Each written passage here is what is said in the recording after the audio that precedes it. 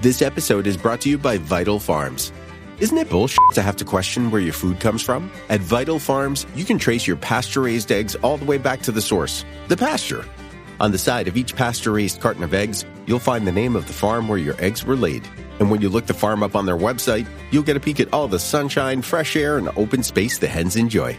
Learn more and find out where to buy them at vitalfarms.com. Vital Farms, keeping it bullshit-free.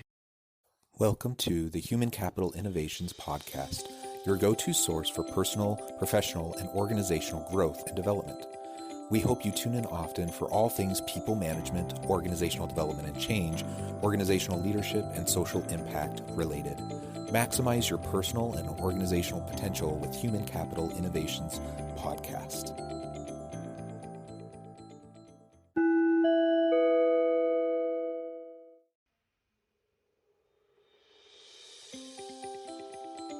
Welcome to the Human Capital Innovations Podcast. As part of our new Forbes Minute series, spotlighting thought-provoking Forbes videos and their key takeaways, I explore Shiny Burcu Unsal's recent Forbes video, 3 Ways to Be Your Authentic Self.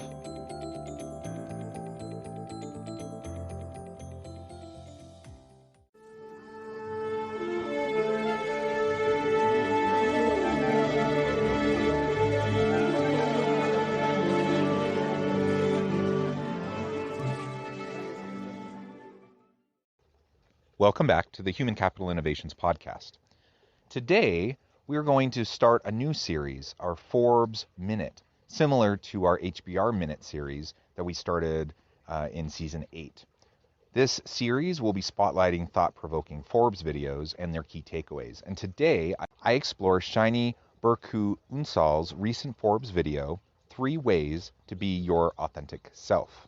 I'm excited to discuss this video with all of you, and I'll catch you on the flip side of our first clip. My name is Shiny Burcu Unsal. I am the creator of Neuroscience Technology. I am a professor at UCLA Extension, teaching leadership communication strategies and emotional intelligence. I am also a licensed trainer of neurolinguistic programming and teaching coaching strategies for all the professional coaches out there in the world. In order for you to show up as your true authentic self and express yourself authentically, you need 3 qualities. 1, fierce courage. 2, aliveness. And 3, your connection to your true self. When we communicate with fear, we are feeding another part of us which is not authentic to us. And if it is not authentic to us, it's not going to be authentic to anybody else. And then we're going to create this false reality. And who wants that, right? Nobody wants to live in a false reality which doesn't create great results, joy, happiness, or success. So that is the outcome of communicating with fear. Let's say that I am someone who is in a transition and I am looking for a job. And in this job interview, this HR executive is asking if I like the definition of the job. And because of fear, I might be thinking, oh my gosh, if I don't get this job, I don't know how I'm going to survive. I don't know how I am going to go on in my career and my financial life. I should take it. So then fear is going to take over. And even if you don't feel like it's good for you, you're going to be like, oh yeah, this is a great job for me. I'm going to say, I have been always looking for something like that. This is a great opportunity for me to express my skills and my talents and my, experience. I'm just going to lie, right? Why? Because fear is ruling. Whereas if I am true to myself, how am I going to show up? I am going to say, listen, I absolutely appreciate this opportunity. And I know that it is going to be a great platform for me to express myself with my talents. And still yet, I have a few questions because I can anticipate they might create some sort of future problems. And I would love to discuss it further before they become further and bigger issues for us. Now you are tapping into your true self and you are expressing something that is actually really hard because you're at the risk of not getting that job. But what are you gaining instead? You're gaining yourself. You're gaining the HR executive's trust. Now they feel like, you know what? This person is telling me the truth. So whenever something is going to go wrong, she or he will be able to tell me the truth. And that is an environment for safety and trust. I love the entire concept around being your authentic self. And she really lays out 3 key principles. And I wanted to just focus for a moment on having the courage to speak up and speak your mind and share with the person sitting across the table from you what you're actually feeling, what you're actually thinking, and what's really driving you, what's motivating you. So in the scenario she laid out, in the example she provided, in that hiring situation, that is an important decision. That's an important decision for them. That's an important decision for you. They don't want someone who doesn't want to be there, and you shouldn't want to be in a job that doesn't fit well with you. But so often we allow fear to dictate our decisions, and rather than being honest with both ourselves and the other person who's relying on us, we end up causing harm because we just take the easy route. The easy route is not being true to ourselves, not being courageous, and just going along. Kind of that passive-aggressive approach to dealing with conflict, to dealing with internal struggle and those difficult situations that we find ourselves in. We need to have the courage. We need to not allow fear to dictate. And I need to understand that not everything's going to be the best fit for me. So a job may not be the best fit for me.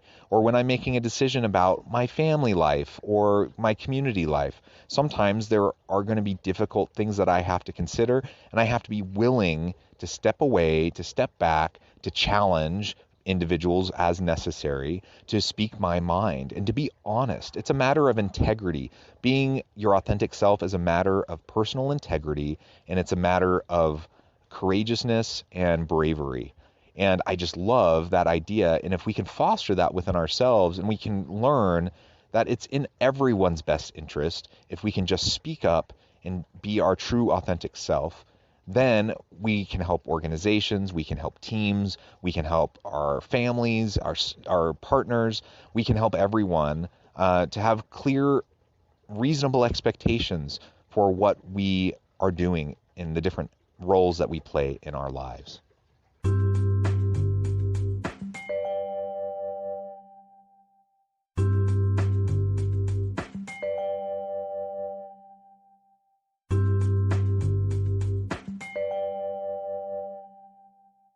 When I talk about aliveness, I'm talking about this energy that we get to feel.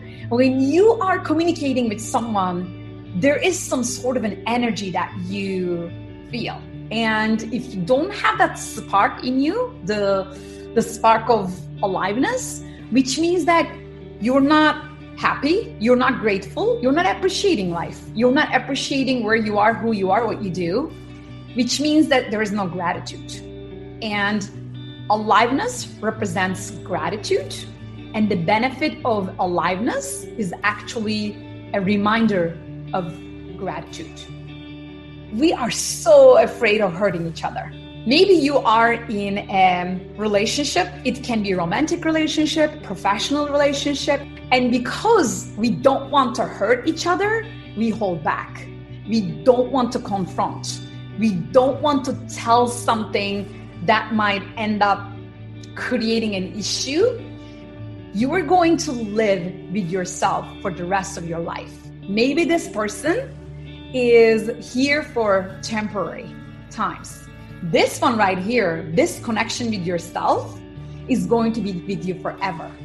This part of you, the part that is inviting you to connect and honor your own values, it is going to stay with you for a lifetime. And that's why it is so important to connect to that part who wants to be seen, heard, and appreciated by you. And that needs to come first. When it comes first, which means that you're okay to take the risk of losing this connection, that connection, this connection, because you're choosing yourself over those connections, and you should be okay with it. If you want to show up as your true authentic self in your self-expression, you should be okay with that. because the risk of losing someone is not as high as the risk of losing yourself. If we want to have healthy, sustainable relationships with others, whether that be in our personal life, our home life, our community life, our work life, whatever the relationship, whether it's with a partner, a coworker, with a leader, a subordinate, whatever the case may be, we need to first tune in to our authentic self if we have any hope of having healthy relationships. Without understanding who we are, what drives us, what motivates us, and what we prioritize and why, unless we understand that, we can't truly be with those around us. We can't truly see them for who they are. We can't honor their authentic being if we can't first recognize our own authentic self and stay true to that and be committed to upholding that. We can't expect others to honor and uphold who we are and to value and appreciate and support who we are if we can't see that in ourselves first. And similarly, we can't do the same for others. So it's so important that we flex that muscle, that we exercise that capacity to be true to ourselves and to be courageously independent in terms of who we are, what we are trying to accomplish, and recognize that while we do need others to achieve our goals, we only need others in the sense of shared resources, shared skill sets, and not in the sense that we need their validation, that we need their approval, that we need them to like us. You know, all of those are nice. Those are nice things to have. I want to feel validated. I want to feel appreciated. I want people to think that I'm doing a good job. I want all of that. But ultimately, it's not what's important. If I'm true to myself, then I know and I feel comfortable with my decisions. I know that I'm doing something that fits with my values. And I'm not going to be so concerned about if someone else happens to be upset with what I do or someone else happens to question my integrity. If I'm true to myself, if I'm being my authentic self, I know that I'm being true to myself. And so I don't need to worry about that. I don't need to stress about that. And I can move forward in healthy relationships with other people. I don't have to fall into the trap of codependency. I don't have to fall into the trap of passive-aggressive interactions with others because I'm afraid to speak my mind, to be truly who I am. I can avoid all of that. That's what she's getting at in her message, and I think it's so vital, so important. It's a fairly simple idea. It's not a complex concept, but it is incredibly difficult to do because knowing ourselves requires us to hold up that mirror in front of our face each and every day. It requires us to do critical self-reflection. It requires us to be brutally honest with ourselves. It requires us to give ourselves the opportunity, the time to be self-reflective, to quiet our minds, to be mindful. It requires all of that effort, and it doesn't just happen. You know, we can't just go about living our daily life with the daily grind and the hustle and bustle, everything that's driving us in different directions. We can't go through that kind of a pace in life and practice the type of reflection that we need in order to know ourselves so we can be authentic to our true values and we can live courageously. That is difficult work. That is hard work, but it is worthwhile work. And when we can do that, we can create sustainable relationships with those around us, with our partners, with our family, with our coworkers, and we can have dynamic teams, we can have trusting relationships because we know we can count on each other to be our true authentic selves. I hope that you enjoyed this video and a little bit of discussion around the core concepts of the video. And as always, I hope everyone stays healthy and safe, that you can find meaning and purpose at work each and every day. And I hope you all have a great week.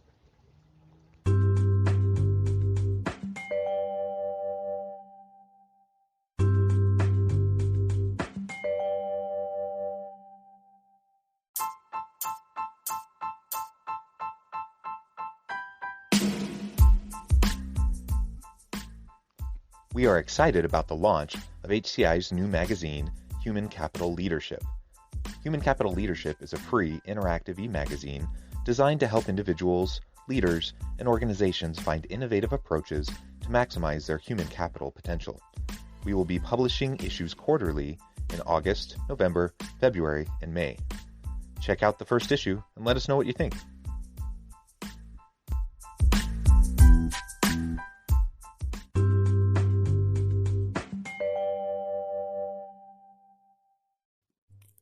Thanks again for joining us for this episode of the Human Capital Innovations Podcast. I hope you stay healthy and safe and that you have a great week.